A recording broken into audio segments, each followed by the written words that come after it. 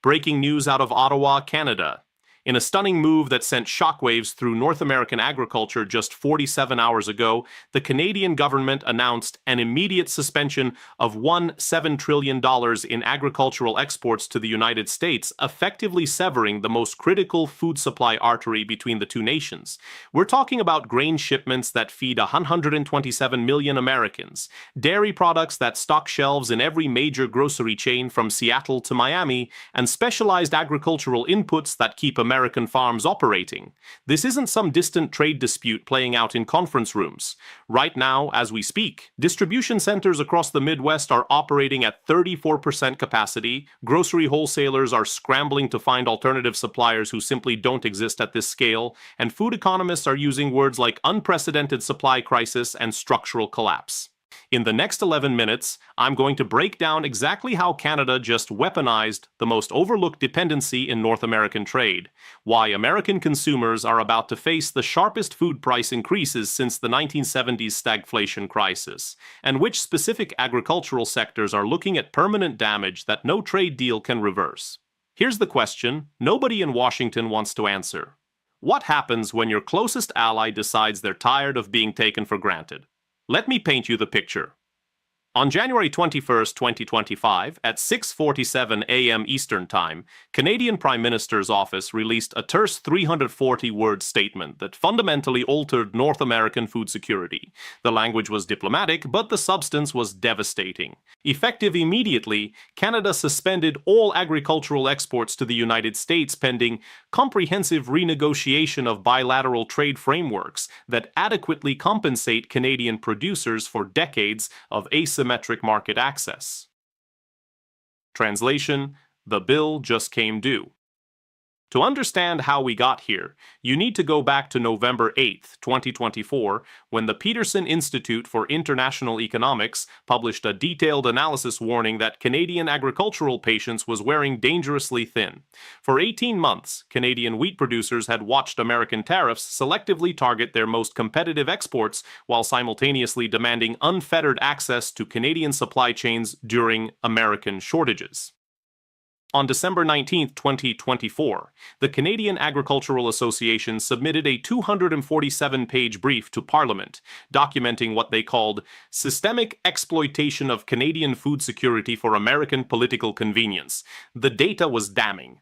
Between 2020 and 2024, American agricultural policy had created a one-way dependency, where Canada supplied 67% of American wheat imports, 43% of canola oil, and 89% of the specialized potash fertilizers that keep American industrial agriculture functioning while facing punitive trade barriers on their own processed goods. Then came January 15, 2025. The Federal Reserve Bank of Minneapolis released quarterly data showing American agricultural inflation had hit 2%, the highest rate in 41 years, driven primarily by what economists called supply chain fragility masked by Canadian subsidization of American food prices. That report landed on Canadian Prime Minister's desk like a smoking gun. Canada had been absorbing billions in opportunity costs to keep American grocery prices artificially stable, while American trade policy treated them like a satellite economy.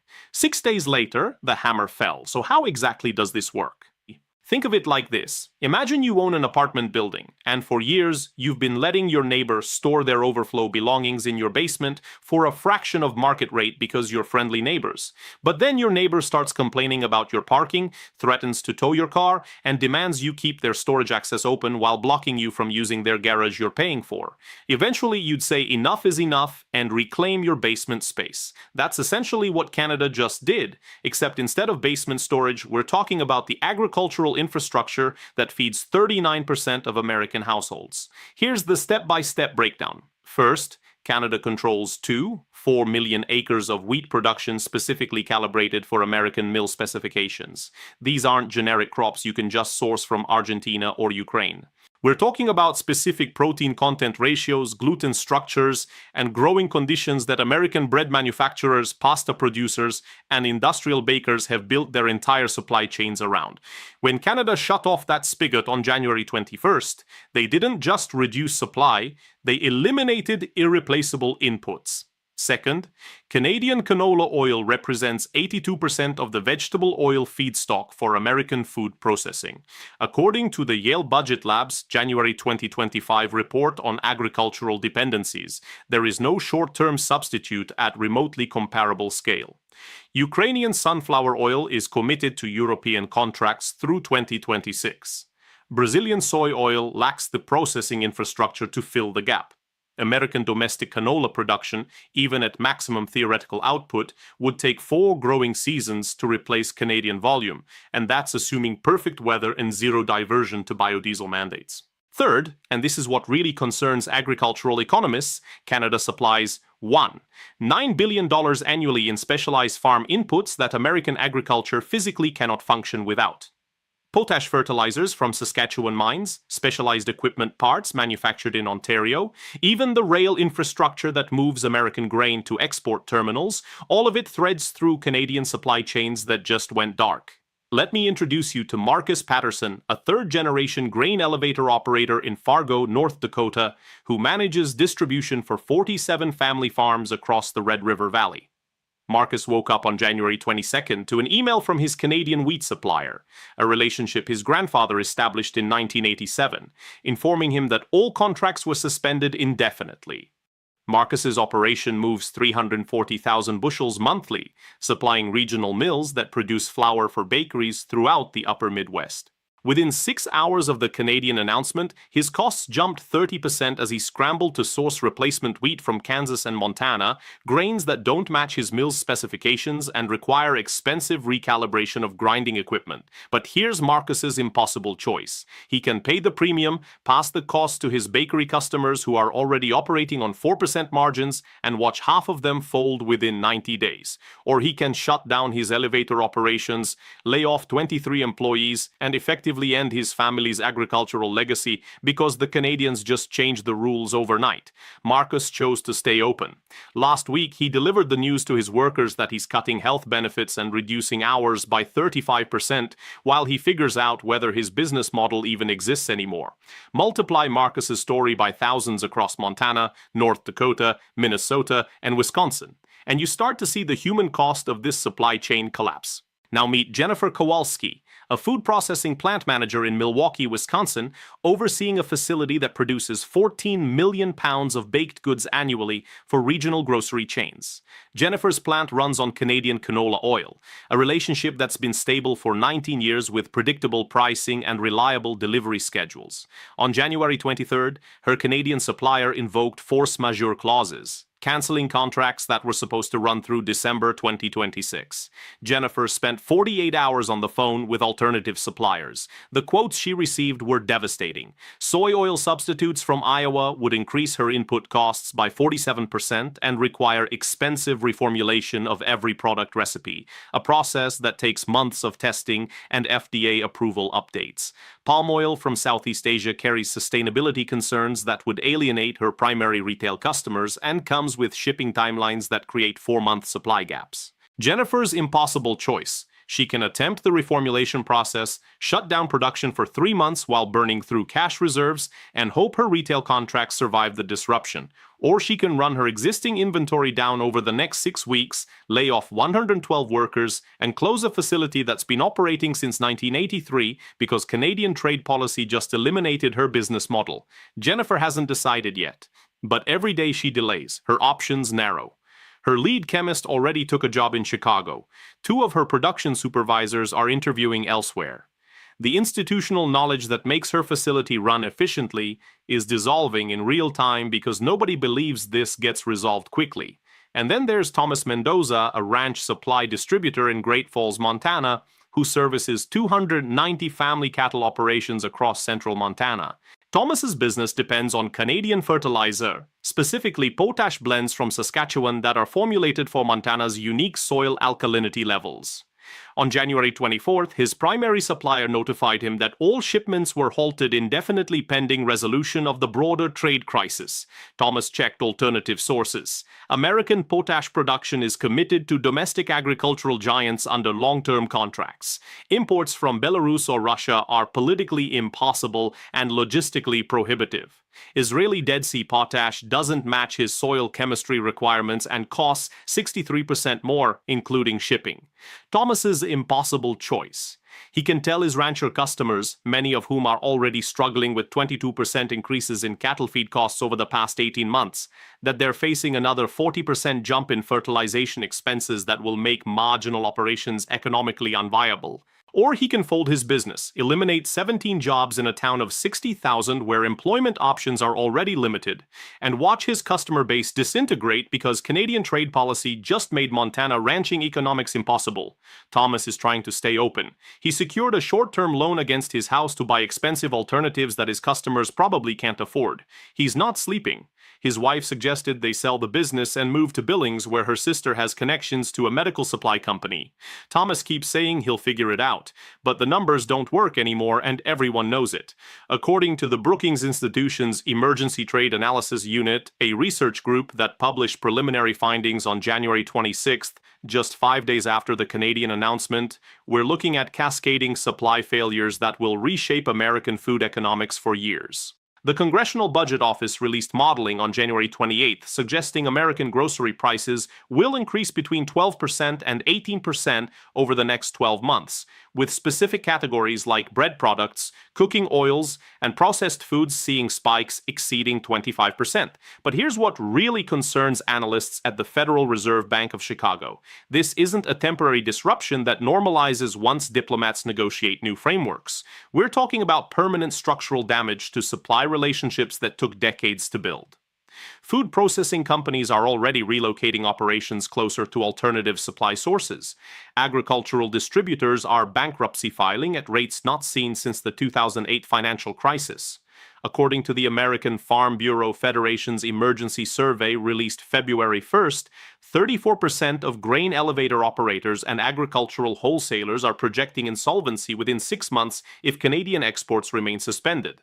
The Peterson Institute economists who warned about this exact scenario back in November are now publishing follow-up analysis arguing that even if Canada reversed course tomorrow, the trust framework that enabled $7 trillion in annual agricultural commerce has been fundamentally shattered.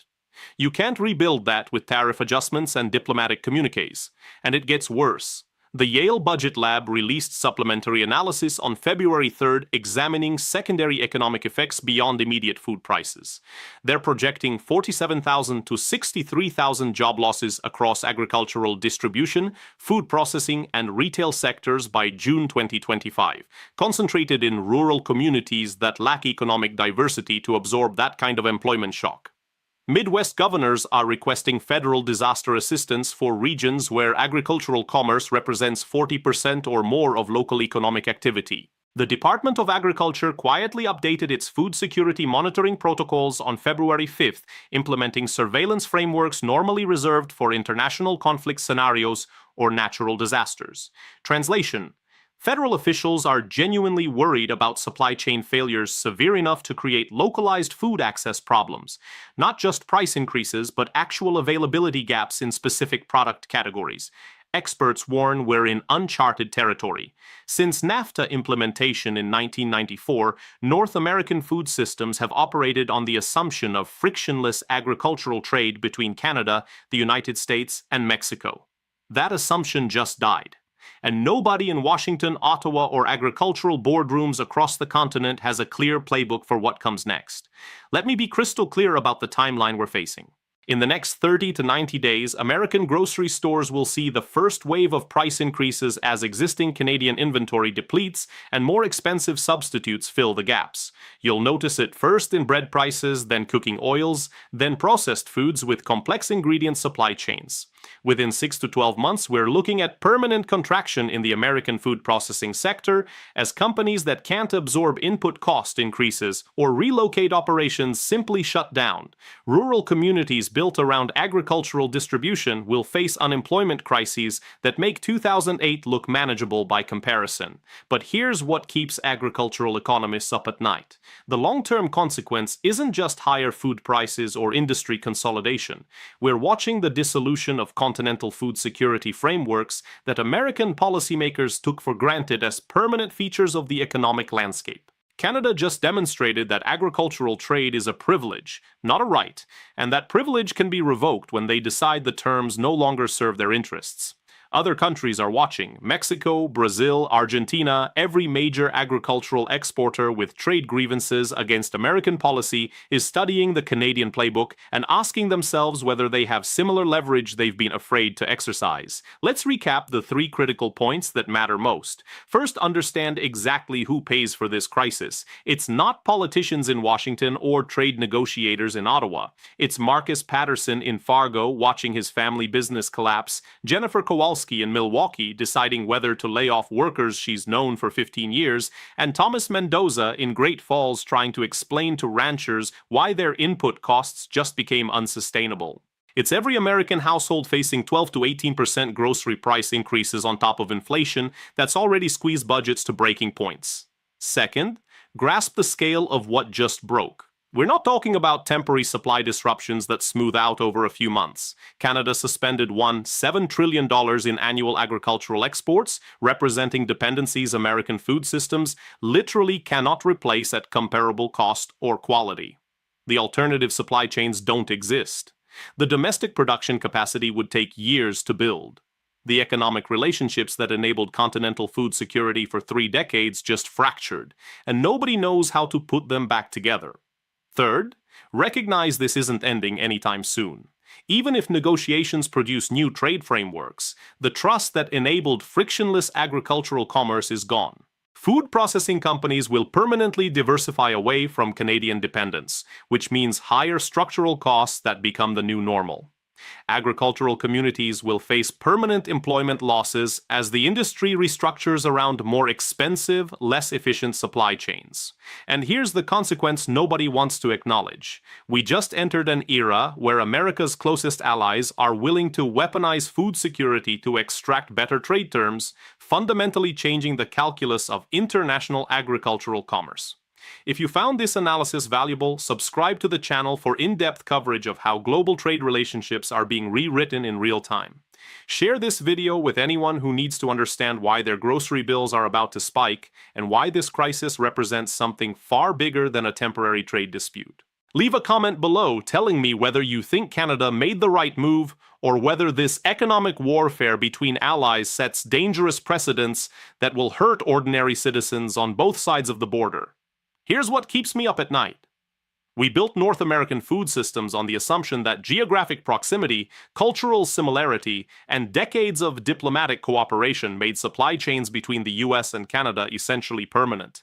That assumption just revealed itself as dangerously naive. When your closest neighbor decides they've been taken for granted too long, they don't need missiles or sanctions. They just need to stop subsidizing your food security with their resources. And once that switch flips, there's no going back to the way things were. The grocery prices you're about to see aren't temporary inflation. They're the new cost of ignoring your allies until they decide you're not worth the trouble anymore.